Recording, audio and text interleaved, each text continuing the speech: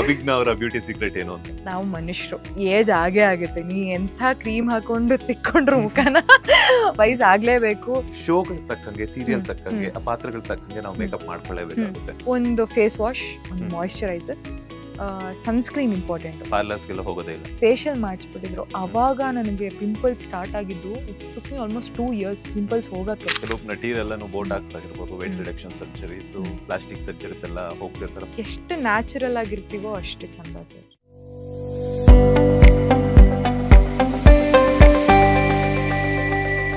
ಅಭಿಜ್ಞಾ ಅವರ beauty secret ಏನು ಅಂತ? ಏನೂ ಇಲ್ಲ. ಹೇಳಿ, ಏನು ಹೇಳಕ್ ಬಂದ್ರಿ? ಅಯ್ಯೋ, ನನ್ಗೇನ್ ಗೊತ್ತಾ, ನಾನು ಒಂದು ನಾರ್ಮಲ್ ಫೇಸ್ ವಾಶ್ ಅದು ಇದು ಅಷ್ಟೇನೆ. ನಾನು ತೀರಾ ಎಲ್ಲ ಖರ್ಚು ಮಾಡ್ಕೊಳಕ್ ಹೋಗಲ್ಲ, ನನ್ನ ಮುಖಕ್ಕಾಗ್ಲಿ ಅಥವಾ ನನ್ನ ಬ್ಯೂಟಿಗಾಗ್ಲಿ. ನಾವು ಮನುಷ್ಯರು ಏಜ್ ಆಗೇ ಆಗುತ್ತೆ. ನೀ ಎಂಥ ಕ್ರೀಮ್ ಹಾಕೊಂಡು ತಿಕ್ಕೊಂಡ್ರು ಮುಖನ ವಯಸ್ಸು ಆಗ್ಲೇಬೇಕು. ವೃದ್ಧಾಪಿ ಬರಲೇಬೇಕು. ಏನು ಈ ಯೌವನ ಶಾಶ್ವತವಾಗಿರಲ್ಲ. ಆ ಥರ ಬ್ಯೂಟಿ ಸೀಕ್ರೆಟ್ ಏನಿಲ್ಲ. ನಾನು ಅದೇ ಹೇಳಿದ್ನಲ್ಲ, ಒಳ್ಳೆ ಊಟ ತಿಂತೀನಿ, ಆಡಂಬರದ ಜೀವನ ಇಲ್ಲ ನನಗೆ. ತುಂಬ ಸಿಂಪಲ್ಲಾಗಿ ಜೀವನ ಬದುಕ್ತಾ ಇದ್ದೀನಿ. ತೀರಾ ಆಸೆಗಳಿಟ್ಕೊಂಡು ದುರಾಸೆಗಳಿಟ್ಕೊಂಡು ಬದುಕ್ತಾ ಇಲ್ಲ. ನೆಮ್ಮದಿಯಾಗಿದ್ದೀನಿ. ಪುಟ್ಟು ಚೆನ್ನಾಗಿರೋ ಕುಟುಂಬ ಇದೆ, ಒಳ್ಳೆ ಫ್ರೆಂಡ್ಸ್ ಇದ್ದಾರೆ. ಇಷ್ಟೇ ಸಾಕು. ನೆಮ್ಮದಿ ಇಂಪಾರ್ಟೆಂಟ್. ನೆಮ್ಮದಿಯಾಗಿದ್ದರೆ ಬ್ಯೂಟಿ ಗೀಟಿ ಎಲ್ಲ ಬರುತ್ತೆ. ಅವಾಗವಾಗ ಪಿಂಪಲ್ಸ್ ಎಲ್ಲ ಬರುತ್ತೆ. ಅದಕ್ಕೆ ಅದೇನೋ ಡಾಕ್ಟ್ರ್ ಒಂದು ಯಾವುದೋ ಒಂದು ಕ್ರೀಮ್ ಬರ್ಕೊಟ್ಟಿದ್ದಾರೆ, ಅದೊಂಚೂರು ಹಾಕೊತೀನಿ ಅಷ್ಟೇ. But most of the time ನಾನೇನು ಕೇರೇ ಮಾಡೋಕ್ಕೆ ಹೋಗಲ್ಲ. ಅಂದರೆ ಈಗ ಹೊಟ್ಟೆ ಇಂಟೇಕ್ ಅಲ್ವಾ, ಹೊಟ್ಟೆಗೆ ಏನು ತಿಂತೀನಿ ಅದು ನನ್ನ ಮುಖದಲ್ಲಿ ಬರುತ್ತೆ.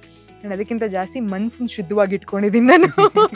ಸೊ ಹಾಗಾಗಿ ನನ್ನ ಮುಖ ಚೆನ್ನಾಗಿ ಕಾಣಿಸ್ಬೋದೇನೋ, ಒಳಗೊಂದು ಹೊರಗೊಂದು ಅನ್ನೋ ಮನಸ್ಥಿತಿ ನಂದಲ್ಲ. ತುಂಬ ಸ್ಟ್ರೈಟ್ ಫಾರ್ವರ್ಡ್ ಆಗಿ ಬದುಕ್ತಿದ್ದೀನಿ, ಕ್ಲಾರಿಟಿಯಿಂದ ಬದುಕ್ತಾ ಇದ್ದೀನಿ ಜೀವನ.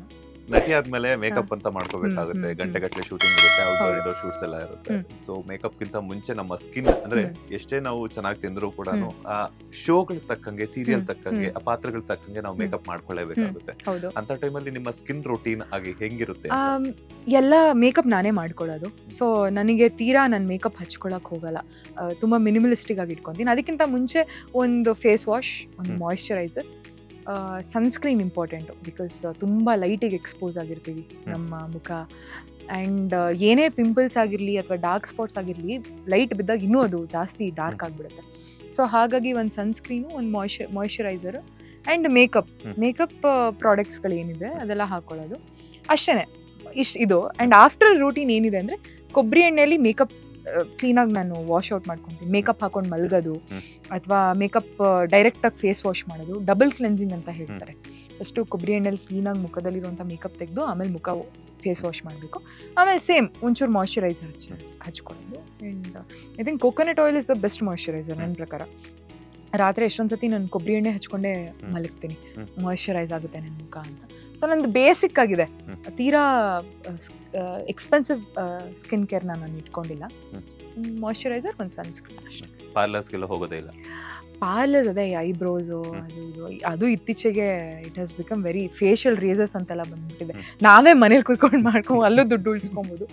ಅದು ಬಿಟ್ಟು ನಾನು ಒಂದ್ಸತಿ ನನ್ನ ಬರ್ಡೇಗೆ ಅಂತ ನನ್ನ ಫ್ರೆಂಡ್ಸ್ ಕರ್ಕೊಂಡು ಹೋಗ್ಬಿಟ್ಟು ಅದೇನೋ ಫೇಶಿಯಲ್ ಮಾಡಿಸ್ಬಿಟ್ಟಿದ್ರು. ಅವಾಗ ನನಗೆ ಪಿಂಪಲ್ಸ್ ಸ್ಟಾರ್ಟ್ ಆಗಿದ್ದು. It took me almost 2 years pimples ಹೋಗೋಕ್ಕೆ.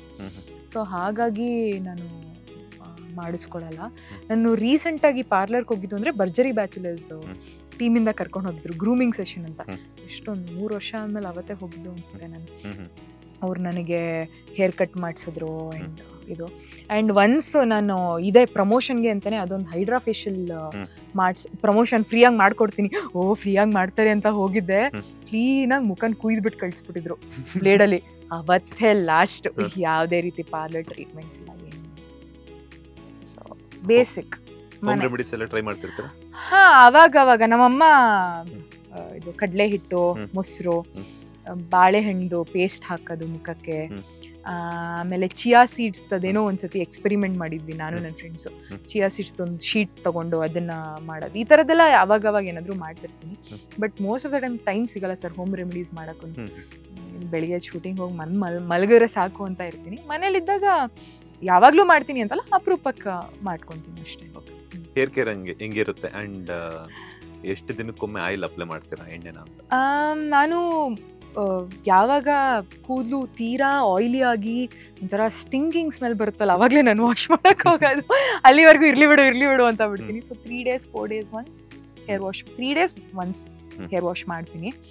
ಆಯಿಲಿಂಗ್ ಮಾಡ್ತೀನಿ ನಾನು. ಒಂದಷ್ಟು ಆಯಿಲ್ ಯೂಸ್ ಮಾಡಿ ಇವಾಗ ಒಂದು ಆಯಿಲಿಗೆ ಬಂದು ನಿಂತಿದ್ದೀನಿ. ಇಂದುಲೇಖ ಬ್ರಿಂಗ್ ಆಯಿಲ್ ಬಂದಿಲ್ಲ, ಸೊ ಅದನ್ನ ಅಪ್ಲೈ ಮಾಡ್ತೀನಿ. ನನ್ನ ಹೇರ್ ಫಾಲ್ ತುಂಬ ಕಡಿಮೆ ಆಗಿದೆ ಅದನ್ನು ಹಾಕೊಂಡ ಸ್ಟಾರ್ಟ್ ಮಾಡಿದಾಗಿಂದ.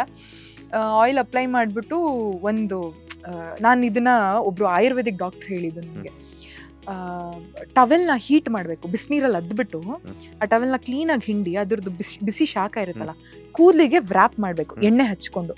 ಸೊ ದಟ್ ಆ ಆಯಿಲ್ಗೆ ಏನು ಹೀಟ್ ಆಯಿಲ್ ಟ್ರೀಟ್ಮೆಂಟ್ ಅಂತ ಆಗುತ್ತೆ ಅಂತ ಮನೇಲೇ ಮಾಡ್ಕೊಳ್ಳೋದು ಇದು. ಸೊ ಅದರಿಂದ ನಿಮ್ಮ ಹೇರ್ ಫಾಲಿಕಲ್ ತುಂಬ ಸ್ಟ್ರಾಂಗ್ ಆಗುತ್ತೆ ಆ್ಯಂಡ್ ಹೀಟ್ ಹೋಗೋದ್ರಿಂದ ರೀಜನರೇಷನ್ ಆಫ್ ಹೇರ್ ಗ್ರೋತ್ ಆಗುತ್ತೆ. ಸೊ ಇದೊಂದು ಮಾಡ್ತೀನಿ ಯಾವಾಗ್ಲೂ. ಒಂದು ಟವೆಲ್ನ ಬಿಸಿನೀರಿಗೆ ಅದ್ದಿ ಅದನ್ನ ತಲೆಗೆ ಸುತ್ಕೊಂತೀನಿ ಎಣ್ಣೆ ಹಚ್ಕೊಂಡ್ಮೇಲೆ. ಎಷ್ಟು ದಿನಕ್ಕೊಮ್ಮೆ ಮಾಡ್ತೀರಾ ಇದನ್ನ? ಅದು ಪ್ರತಿ ಸತಿ ಎಣ್ಣೆ ಹಚ್ಕೊಂಡಾಗ್ಲೂ ಮಾಡ್ತೀನಿ ನಾನು. And hair wash, regular shampoo, ಅದು ಇದು ಅಷ್ಟೇ. ಹೇರ್ ಕೇರ್ ಆ್ಯಂಡ್ ಹೇರ್ಗೆ ಇವಾಗ ತೀರಾ ಹೇರ್ ಫಾಲ್ ಆಗಿಬಿಟ್ಟಿತ್ತು ನನಗೆ ಬಿಕಾಸ್ ಆಫ್ ದ ಸ್ಟ್ರೆಸ್ಸು. ಮತ್ತು ತೀರಾ ಇದು ಕರ್ಲ್ ಮಾಡ್ತಾರೆ, ಕ್ರಿಂಪ್ ಮಾಡ್ತಾರೆ.